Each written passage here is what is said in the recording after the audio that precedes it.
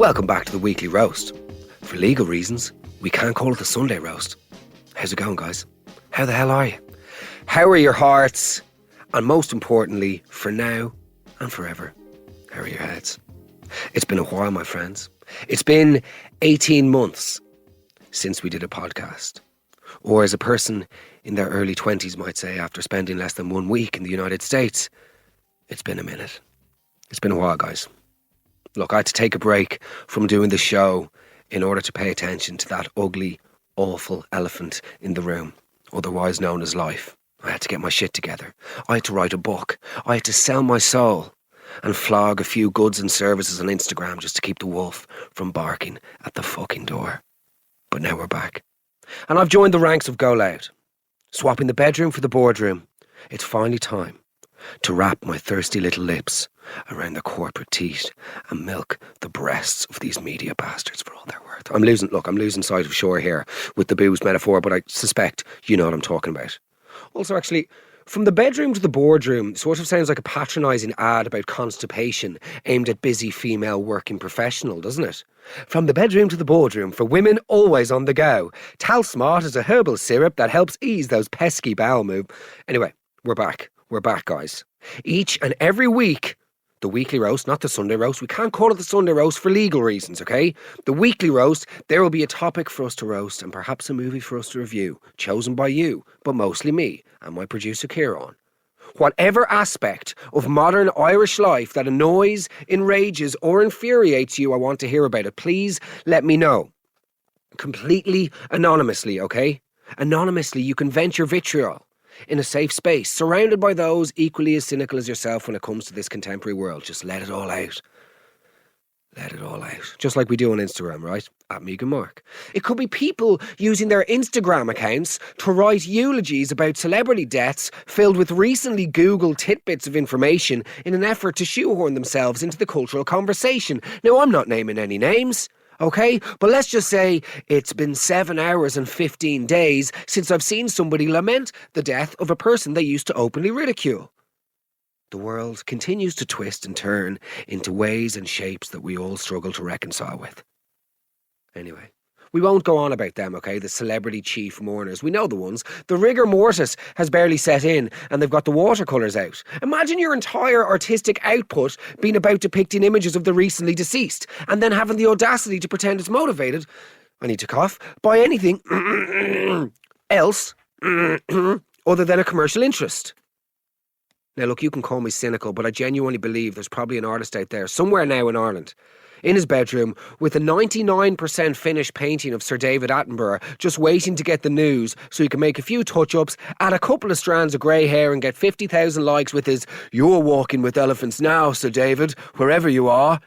Oh, look a little bit closer, his cheeks are actually kangaroos and his eyes are miniature chimpanzees. Brilliant." I love Sir David Attenborough, by the way, so let's just... Anyway, welcome back to the weekly roast.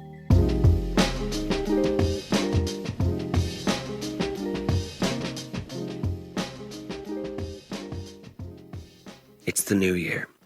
I have to talk about New Year's resolutions for a second, and I know we're nearly at the end of January, and there's no need to rake up old graves, okay? Oh, in terms of raking up old graves, you're worse than Barry Keoghan's dick. Brilliant, Mark.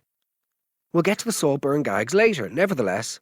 As we embark on another 12 months of the calendar, or, as the most basic person you follow on Instagram will refer to it, a trip around the sun, one thing is for certain. We're going to see a lot of people making a lot of changes in their lives, and then discussing it on social media. And before you think that my neck might be straining, as if I'm leaning down from the dizzying peaks of my own moral high horse, don't worry, I'm not, okay? I'm guilty of it too, of course I am. The opportunity to make a sweeping statement about improving myself and overcoming adversity before having to do any of the actual work is something that I find totally irresistible. Upon even uttering the vaguest of resolutions, the microdose of dopamine is already released into my bloodstream. So that does dopamine go into it must go into your bloodstream somewhere. So much so that by even telling people about the good things that I intend on achieving, I begin to believe that I've already achieved these things and forget that I'm at the base of the mountain rather than the peak. I get far too cocky, okay? With every DM that I receive saying, "Well done, Mark," It's just insanely bad accent. And people hate that accent as well. Every time I do it, people go, fair play, sunshine, keep up the good work, mate. It sounds like somebody from Drogheda, a post-stroke Drogheda victim. You're not a victim if you live in Drogheda. Nevertheless, I become intoxicated from all of the well wishes. And all of a sudden, the third week of January rolls around, and I come rolling with it. Pockets full of billy roll, and each one of my fingers resembling mini rolls of mortadella.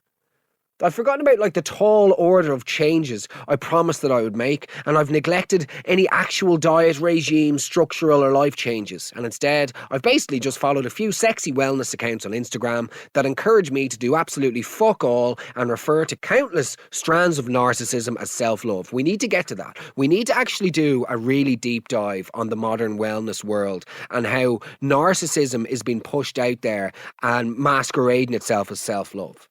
But first, let's roast me, okay? My problem is that I celebrate too soon. In life, I celebrate too soon. It's always been my problem. If I want to lose weight, for instance, which has been my recent thing, because ever since I quit smoking, I put on weight because the addiction has to go somewhere, right? And I just started stuffing myself with those sort of like cross-on Danish hybrid things. Do you know what I mean? Every morning with my coffee. Nevertheless, if I want to lose weight, which I do, I will exercise until I feel 1% different. Literally 1% different. And then the first thing I'll do is fill the carcass of a chicken with literal Biscoff and suck the sauce from its buttery arse as a victory dance. I celebrate way too soon. Even this year, for instance, I was determined to learn how to bake for the first time in my life. I know that's counterintuitive to the losing of the weight, but I really wanted to learn a new skill set. So I spent weeks telling everybody about it. Literally in meetings, I was like, yeah, going home, I'm going to learn how to bake. I watched one American YouTube tutorial, okay? But the measurements were like in cups and fucking pounds. So I decided to cancel the whole thing and Google house prices in Connecticut instead. I'm the worst. I celebrate far too soon. Happy New Year, guys. 2024. Here's to plenty more, okay? I hope it's a healthy one for all of you and a happy one for some of you. Not for all of you, let's be honest, but for some of you. It's a new year. And let's be honest, it is an opportunity to be a new you. And I'm not the only one. I'm not the only person who participates in extinguishing the crushing flames of January with the hose of self-betterment, because there are quite a few. There's no one right way of doing things. Let's just explore a couple of the different types of New Year, New Me merchants, okay? In all of their unified, aspirational glory. And by the way, I'm fully aware that I say all of this with the what can only be described as free-flowing hypocrisy of a man who is about to release a book that has an overarching theme of self-betterment, which would probably sit awkwardly in the popular psychology section of bookshops, right beside future classics like How to Kick the Shit Out of Anxiety and The Door to the Staff Bathroom. Only joking, it's going to change your life. Please pre-order a copy now. The link is in my bio. I've got a wedding to pay for, okay? Back to the New Year, New Me merchants. I don't want to be too harsh. It's a sensitive time of the year. The days are short, the nights are long. The wind is cold and the joy is finite. The post-Christmas opulence is over and the January come down comes for us too fast, far too fucking fast. We're all a bit fragile, if the truth be told. The other day, I caught sight of myself nude from the side as I stepped into the shower and I had to book myself in for 6 sessions of cognitive behavioural therapy. The vast expanse of my pale white ass literally sent shudders down my spine and tears stained my cheeks of my face. You know that part of your body though? It's the one that rarely sees daylight unless you're wearing a shirt bought from Zara that's literally been in the wash for longer than 7 seconds and all of a sudden it shrinks. It's the one like on the side. It sort of comes up from the side of your ass along your hip and then flows into your midriff like an estuary emerging into the mouth of a sea. Just wide, forgotten mass. Nobody wants to see that.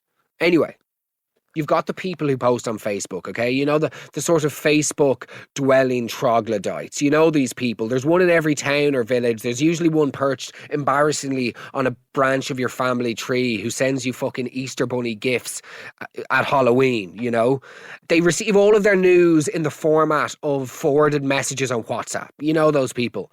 They're sort of constantly worried about the spreading of phone viruses with the name walnut cake or apple pie. Don't open a message called whipped cream. Whatever you do, it's going to delete your phone and get access to your bank account. The same type of people who were convinced that the army were going to be patrolling through the Irish countryside during the pandemic and shooting pensioners on sight if they had so much as a runny nose or took a step outside of their 2K.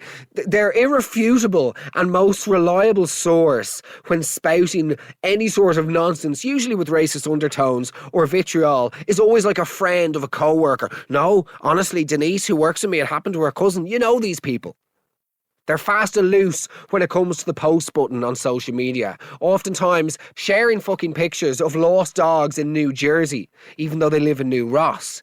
You know, they follow a strict post first and fact check later approach when it comes to sort of speculating over who might have committed a heinous crime.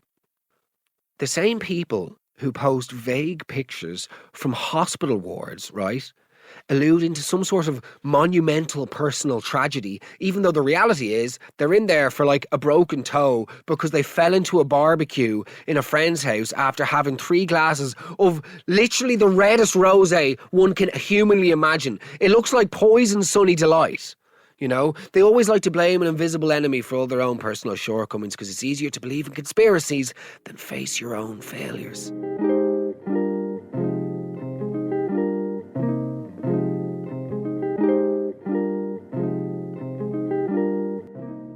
You know, the other morning I was lying in bed, right? And I opened up Instagram a few seconds after I'd closed Instagram. Because that just is something that I do these days. It's infuriating. Much like returning to the sort of mostly empty fridge when hungry and hoping a decent meal will have manifested itself on the shelves in the 6 minutes of my absence, I do the same with social media. Every time I will literally click out of Instagram, okay? And then as I exit out of the app, I will go back into the app, somehow expecting things to be different. In that metaphor, I suppose, I've just described, well, that's not a metaphor, is it? Nevertheless, in that activity, it's effectively a metaphor for the fulcrum of all my woes. That is the centre of my downfall in life, is sort of my persistence in repeating the same behaviours over and over again and thinking things will turn out differently, aka the definition of insanity. But look, we're not getting into that today. Save it for the book, Mehigan. Nevertheless, back to Instagram. I log back into Instagram, okay? Maybe this time there'll be something worth looking at. Perhaps these boring fools, aka people that I actively choose to follow, will offer up the answers to my ennui and boredom. If they don't, it's their fault, it's not mine.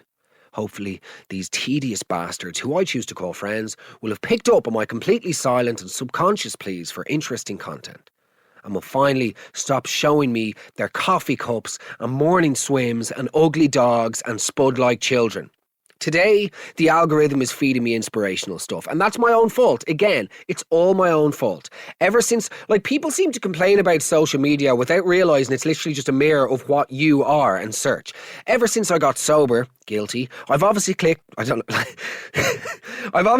one too many reels about seeing the light at the end of the tunnel. And now my Instagram feed is just a series of 30-second self-improvement videos from guys who only feel comfortable when talking in metaphors about apex predators and constantly compare themselves to lions. Can we talk about those lads for a second? As if the most common job title on the Serengeti amongst cats of prey is to be a mid-level salesman from Bray with turkey teeth and a speedily depreciating leased BMW. Madness. You know these guys. They're everywhere on Instagram. A 24-year-old from Mullingar working out in a repurposed shipping container looking like Sloppy Balboa with odd socks and an unwashed wife beater with the Drake tunes blasting in the background. Always with the Drake tunes. Running through the 6, you're just off the M7, Quavon. You're nowhere near the 6. Or Canada in general. You should move to Canada. You're on the east side of Westmeath. Please, step out of the cold and back towards reality. You know these people. In my opinion, by the way, using a phone in the gym to take videos of yourself is almost as perverted as people who record themselves giving pizza to the homeless. It immediately renders the activity null and void. You've just taken all of the good out of it. Do you know what I mean? Like, I can't take you seriously as an individual if you film yourself in the gym. And before some of the virtue signallers and fun vultures jump down my throat, suggesting that sharing charity on social media is just about raising awareness, that's not what I'm talking about, okay? That's not what I'm talking about. I'm referring to people who literally film themselves ordering a pizza and then giving it to a homeless person. And they'll usually begin the post with, "Now look, I'm not doing this for clout." Yes, you are. Of course you are. That's exactly what you're doing. Anyway, I love these fitness Instagram guys. They're always the same. Have you noticed recently, actually, they usually have CEO in their Instagram bio, followed by the emoji of a little chart with an upward tick in it, as if we're supposed to be wowed by that. Oh, wow. A cartoon chart with a red tick. This must indicate vast sums of money. This must indicate wealth. CEO in the bio without any explanation of what their job is usually translation for fraudster, by the way. Let's just be clear. It usually means fraudster. What it really means is I paid €200 to join a multi-level pyramid scheme on the internet, and now I flog the same PDF course to other younger, more impressionable people on the internet. Like, that's the game. Let's be honest. Once you see the word growth and or clients in the bio, you know that they've fallen off the deep end entirely. That is the Mariana Trench of spooferism. The word growth and clients in the bio is more of a red flag than someone on Tinder saying that they're not interested in time wasters or people less than 6 foot, which is also mental, actually. How we... No, this is veering into sort of right-wing terror. Well, not right-wing, but sort of like, I don't want to get into the... No, we're not... I just don't understand how women are allowed to dictate what height men are, to be. But if someone was to say the same... No, we can't.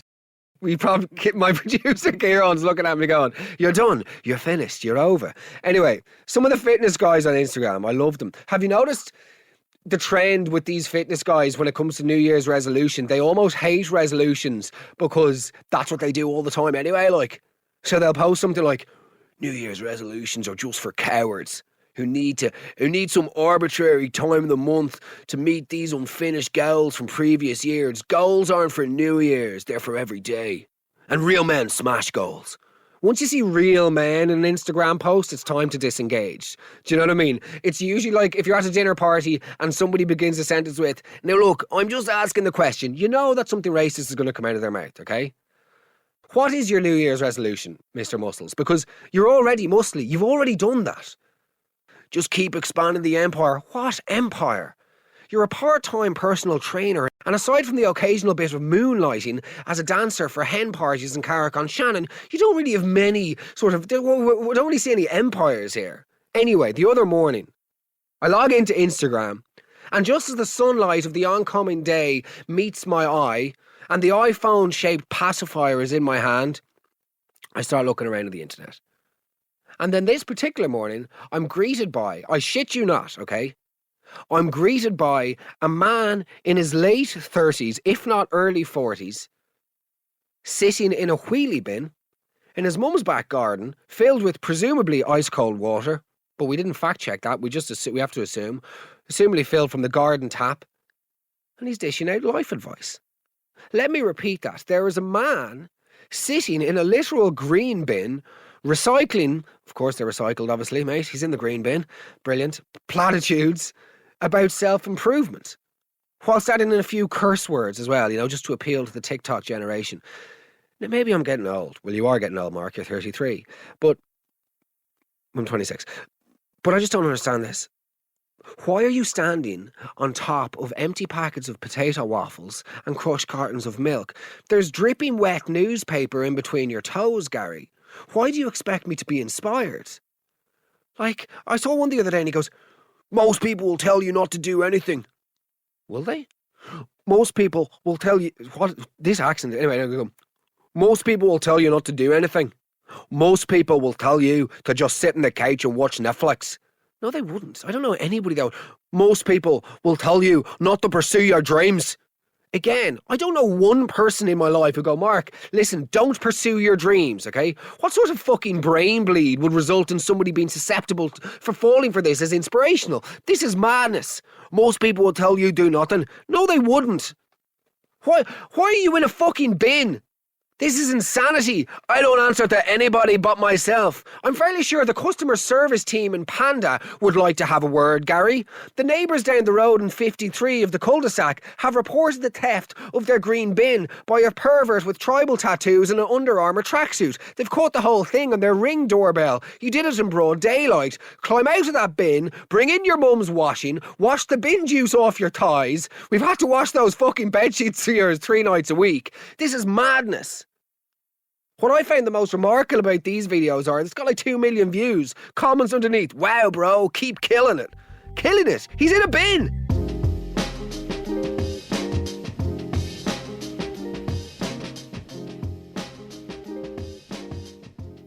The moment that many of you have been waiting for.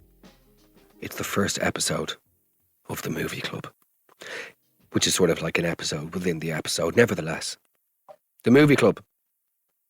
A couple of weeks ago, I watched Saltburn, posted about it on Instagram. Everybody was going crazy about Saltburn. We then thought, will we set up a movie club where me and you guys watch a different film every week and we review it together.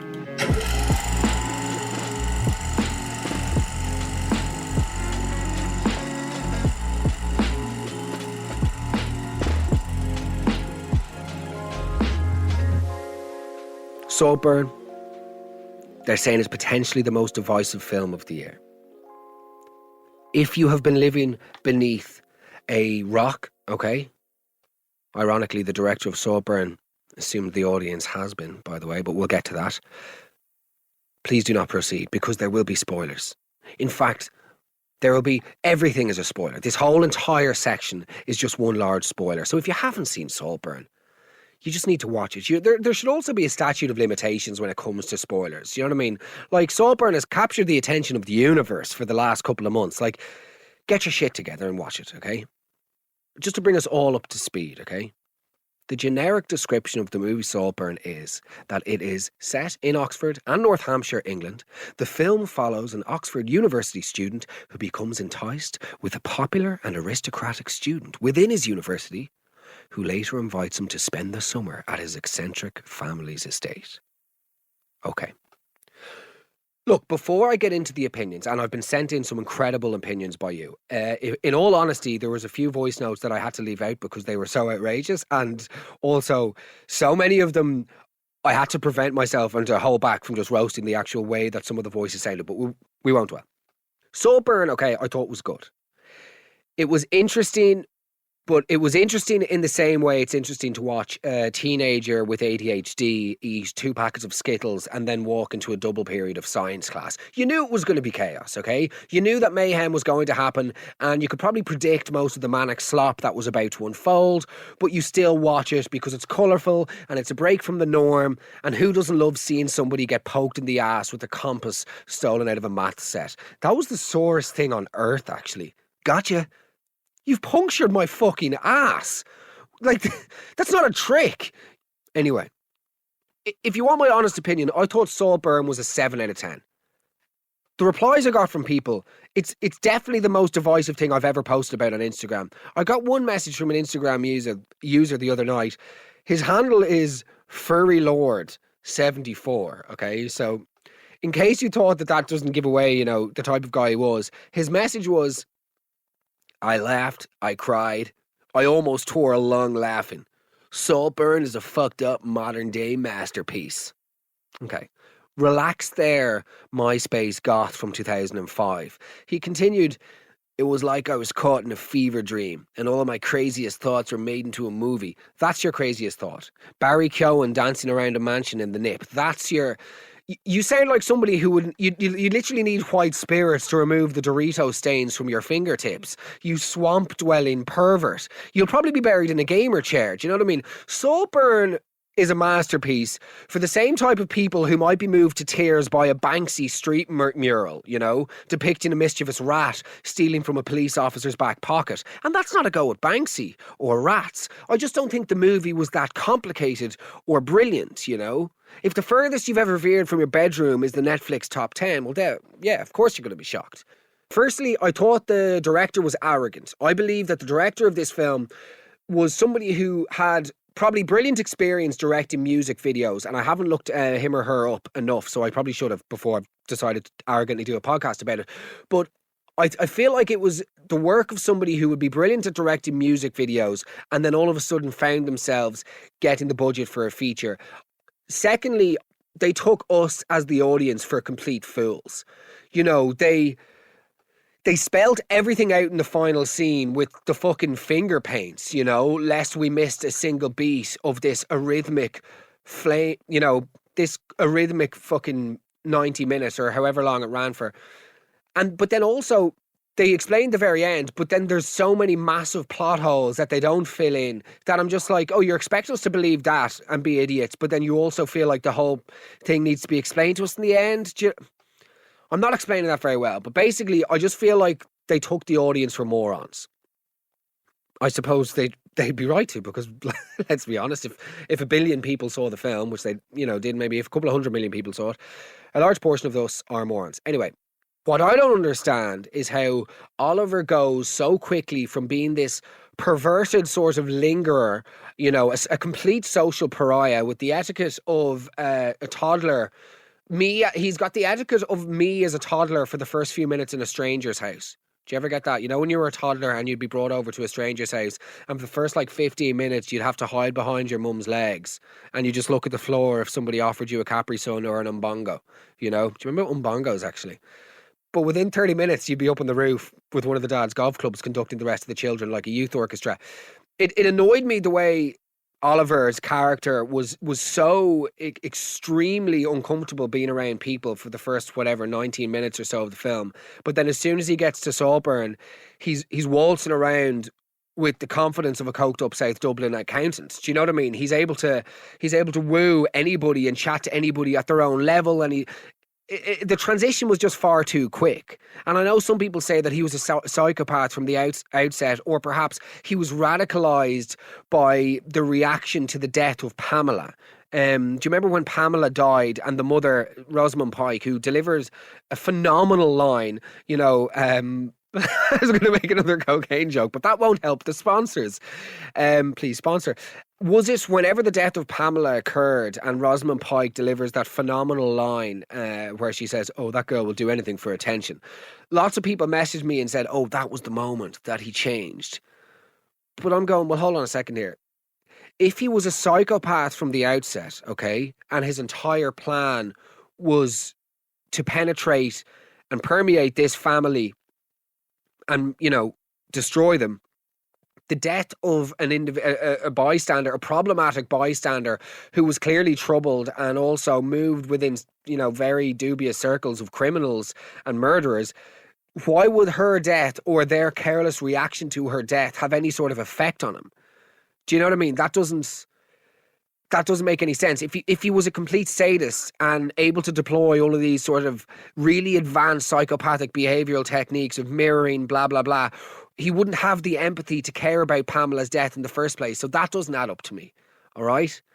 So look, there you go. Oh, sorry, actually, just before we get into your opinions, the scene of them playing tennis in tuxedos with your one in her knickers was like the outtakes from a good Charlotte video in the mid-noughties. I mean, Jesus Christ. And I know people saying, oh, well, you've just fallen for her trick, because that's it exactly. It was set in 2005 or set in 2006. If it was set in 2006, why did they have Flow Rida Low playing it? That song wasn't released until 2008. See, there you go.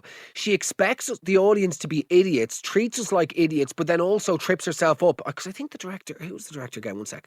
Director of Saltburn. This is terrible. I'm doing it live on the show. The director of Saltburn is, yes, Emerald Fennell. Sorry, of course, the actress. If she expects us to go along with this whole thing and fall for all of these apparently genius tricks, get them right at least. Anyway, there's too many questions left unanswered for me. But look, that's just me. Okay, it's just my opinion, and let's be honest, I'm quite consistently incorrect in my opinion. And I also, in terms of celebrating too soon, I also judge too soon. So I've probably gotten lots of things wrong. What I'm interested about, though, is what you thought. The other night, whenever I put up this, the question box about Saltburn, I was blown away by the replies and the thoughts that you all had, the theories, the takes. Everybody raised some pretty interesting questions. I was also blown away by a couple of you. Like, a few of you watch movies in a way that I didn't realize was possible. Like, some of the stuff that was brought to me, I was like, holy shit, how many times would you need to watch a film in order to pick up on some of these things? And then others, definitely just stole their hot takes from TikTok. But look, that's the game. So it's time to put it to you. The most important element of the movie club is that you guys have a voice and you share your opinions, and then we go through them together. So first up, we've got Lauren. Let's go straight to Lauren and hear what her thoughts are. Barry Keoghan, great actor, great ambassador for young actors in this country. Look at where you can go, yada, yada, yada. Well done, Barry. We love you. If you're going to do a Liverpool accent, stick with it. You're from Liverpool, not Dublin. My pet hate is people slipping out of accents when they're acting. But look, that's a very, very small thing. Okay, firstly, this is a woman of culture and experience. So shout out Lauren. Thank you for the input. I'm gonna say I agree with her. The accent for me, it just wasn't strong enough. And like somebody gave out to me on Instagram because I sort of complained about the accent. They were like, "Oh, don't be so critical." He got most of it right. It was only every fourth or fifth word that sounded wrong. I'm like, every fourth or fifth word. If your milkman drops off 4 bottles of milk, right, but the fifth one is his wife's placenta, what are you going to say? You're not going. Well, he got most of it right. Most of it's milk. You know. The rest of it's his cat piss. Like, realistically, actors need to be held accountable for their accents. And I just don't think the accent was convincing enough. But I do like that Lauren began her voice note with a compliment. So, fair play to you. Next up, we've got Clara. Now, when she sent me this voice note, I genuinely nearly fell off my fucking stool because this completely went over my head. So I'd be interested to hear what you guys thought. If anybody else noticed it, let me know. Let's go. So I was wondering, did anybody else pick up on the Harry Potter vibes? I felt that you could get them right from the start, even with the school and the library. And then as soon as we went to Saltburn, one of the first things we saw was that everybody was reading various Harry Potter books, including The Goblet of Fire. And if you've read or seen that movie, you'll know that the maze is the kind of main focus of disaster, where Cedric Diggory dies. Okay, like, first and foremost, I'm not a Harry Potter guy. I've seen some of the films like at random intervals. Of course, I haven't evaded pop culture for the last 20 years, but I don't have a cohesive knowledge of it, or I don't have like a strong understanding of the Harry Potter universe.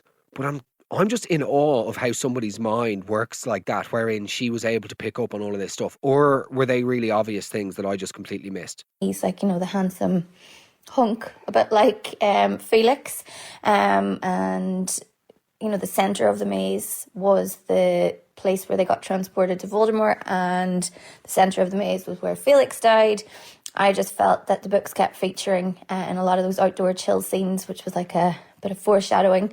And as soon as I saw the maze and Barry messing with the model of the maze in the library, I figured that's where Felix would likely die too. So yeah, wondering, did anybody else pick up on that?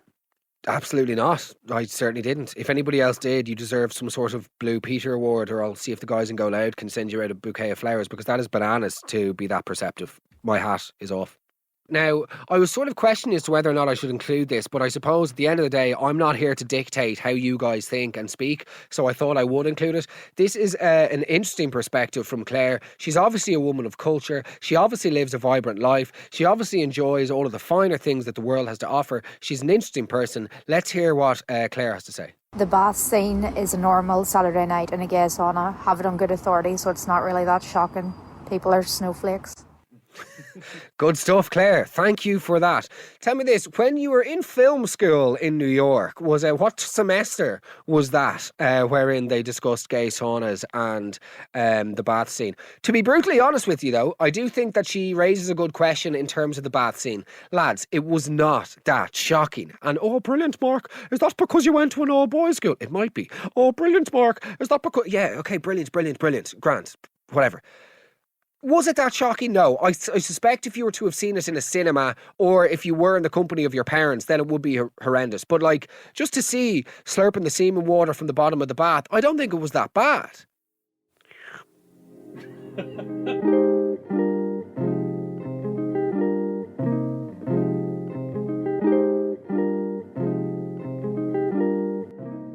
Okay, so this next voice note comes in. Well, it was supposed to come in from Ellen, but then it came in from Ellen and Barry. Assuming they know each other, perhaps in an intimate manner. It sounds like they're together in bed. I don't know where they are, but here we go. Let's listen. Hey, Mark. Enjoyable watch. A bit too close to the talented Mr. Ripley. The reveal at the end isn't as satisfying as it's meant to be. Kind of obvious the whole way through, but they big it up to be this big grand reveal. Vampire scene is also gross and unnecessary. Okay, definitely a couple of perverted sounding things there, but I agree in that, like, the ending wasn't satisfying. Him, like, painting it out for all of us, like, as if we're complete imbeciles, was just terrible and cringe, and it destroyed it. And then but I do believe that the final scene of Saltburn was dog shit, and it ruined it left me walking away from the film thinking, nah, not for me. But the whole vampire scene, again, like, that's just another example for me as to how incomplete Oliver Quick is as a character, because if he was a social pariah for his entire life, that would lead you to believe that he's probably not very familiar with sort of sexual activity, and he's not sexually advanced or developed because he's apparently not able to talk or communicate to people. So how come all of a sudden he's very capable to perform oral sex on somebody with the confidence of Ron Jeremy in the mid-noughties or 90s rather? And like, yeah, fair enough. Okay, the vampire scene wasn't really necessary, but I don't think necessary is a useful word when it comes to discussing cinema, because lots of things aren't necessary, but they make, it's just, I don't know if that's the right word. I think, yes, if you want to show him as somebody who can overlook things that would make the normal person uncomfortable, then it does make sense and it is necessary. If he's like this guy if he's a psychopath, not that you have to be a psychopath to do that. I'm getting in too deep here. Let's just say I don't think that it was that unnecessary, and I don't think it was that shocking either. Let's go. Next. Obviously, the very alarming scenes in the movie, the ones that everyone's talking about, like the grave scene and him getting with the sister outside scene, and they were like so disturbing, and the bathtub scene, obviously. But they were obviously so disturbing and alarming, and you literally almost couldn't look at the screen. Like, it was so uncomfortable.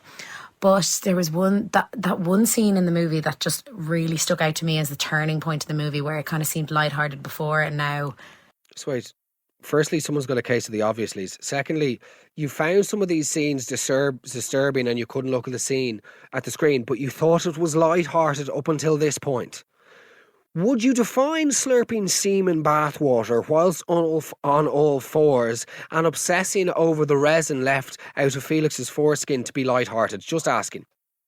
This is actually a bit dark. Was the scene where Jacob Elordi and Barry Keoghan, they're driving to Barry Keoghan's parents' house on his birthday, and you can just see the whole time that Barry Keoghan's character is like so uncomfortable, and you just get this horrible sense. Yeah, you see, the thing with this scene is of the driving to Preston or where it is that he lived up north. If he was a psychopath and if he knew that this was the success of his endeavour to dismantle and destroy the Saltburn Felix's family and all the rest, surely he would just be like, mate, pull over in the apple green there, I've got the runs. Do you know what I mean? Oh, I think there's a Circle K down there. Let's pay €23 for a chewing gum and a bottle of water. Do you know what I mean? Hey, I think there's a Topaz. Mark, why are you listing off all of these businesses that could potentially sponsor the podcast at some point? But like, I think he would have done more to get out of the car rather than just like, no, I don't want to see my mum. Do you know what I mean? And like, I had such a knot in my stomach watching it, and then obviously, we know what happened. Like, it was, oh my god, I just felt sick that he was so deceptive. Okay, Katie. Well, look, in between replying to emails from Nigerian scam artists and downloading the Bank of Ireland app, even though you're with AIB, and giving them your bank details, I hope that you've managed to survive the gastro onslaught of watching Saltburn. All the best and Happy New Year. Next up, only joking. So mean. Thank you for taking the time to send in the voice now, Katie. Listen, next up we have Mark. Not me, different Mark. Let's go. Okay, so there's a missing kind of context of how long Barry's character knew about Saltburn before he went to Oxford. So, just 1 second. Whatever the smallest unit of measurement is known to mankind, that is obviously the distance between Mark's mouth and the microphone. Good God, man. How close? Are you trying to swallow the thing? Okay, continue. Or did he just learn about it when he started to figure out who Felix was? There's that missing piece of, like, coming from a wealthy enough background, why did he have such a fascination on Saltburn all of a sudden? Initially I thought he was obsessed with the family, but it seems like he was obsessed with the house all of a sudden. Yeah, again, we needed more context. Did he know about Saltburn all along? Was it all part of his master plan to get Saltburn? What is the obsession there? I mentioned something on Instagram which I think could be worthwhile. What would have made it very interesting to me would have been if Oliver Quick had some connection to one of the previous guests of Saltburn, right? And this was an act of vengeance. That would have had me on board. If one of his cousins a decade ago had been wheeled out to Saltburn and subjected to their sort of, I guess, aristocratic indifference, then it makes it interesting. Then he's got a reason. Then there's a method to this madness. Otherwise, it's just like, why have you sort of arbitrarily chosen Felix's family? Do you fancy Felix? And if you fancy Felix, all the other stuff, do you know what I mean? Great points by Mark. Next up, we've Ciara. Let's go. So basically, I definitely think we need to look into the butler more. So like, he was the only one who didn't get the rat of Oliver. Okay, there are genuine ventriloquists on MDMA that couldn't speak that fast. Jesus Christ. You know the way WhatsApp messages come in at either 1.5 or 2 times the speed? That's on about 23, Ciara. I couldn't even focus on what you were saying. We're going to have to listen to that again. That was the fastest human voice ever recorded. So basically, I definitely think we need to look into the butler more. So like, he was the only one who didn't get the rat of Oliver. He seemed to kind of eyeball him up all the time as well, kind of like in the corner, kind of watching him from afar and stuff. Yeah, I do. Okay, I managed to get the thing about the butler. Yeah, I completely agree, Ciara. Like, in terms of the butler, what's going on there? What is going on there? Continue. Yeah, it explains why he was so upset after Pamela's death, that he kind of got the realisation that they don't care about anyone, not even their friends. So if like tomorrow they could just send me back off again, back to my normal life and not give a shit about what happens to me. And I think maybe that was the turning point for Oliver, where he turned from like being a little bit of a weirdo to like an absolute psychopath and went and killed everyone. Yeah, but that's what I'm saying. What do you mean a little bit of a weirdo? A little bit of a weirdo in what way? A guy that creates fictional fucking parents that then kills them. That's not a little bit of a weirdo. That's fully fledged madness. So that's the major inconsistency in the movie that I couldn't really reconcile with. For me, the most important scene, which none of us ever spoke about, we haven't spoke about yet, was the runny egg scene. That for me was the most disturbing. So there you go. There are your thoughts. There are so many more voice notes. I'm very sorry that I didn't include all of them. However, there were some voice notes that are very questionable voices and I wanted to slag them, but then that could have been mean. That could have been perceived as roasting. And that's too much of a risk, all right? Sort of like the end of a packet of popcorn. You know, the end of a packet of popcorn, when you get to the bottom of the bag, the final 3%, and you don't know if you're going to get the perfect salty kernel or lose 3 of your back teeth. There's just too much risk. So I played it safe. Saltburn.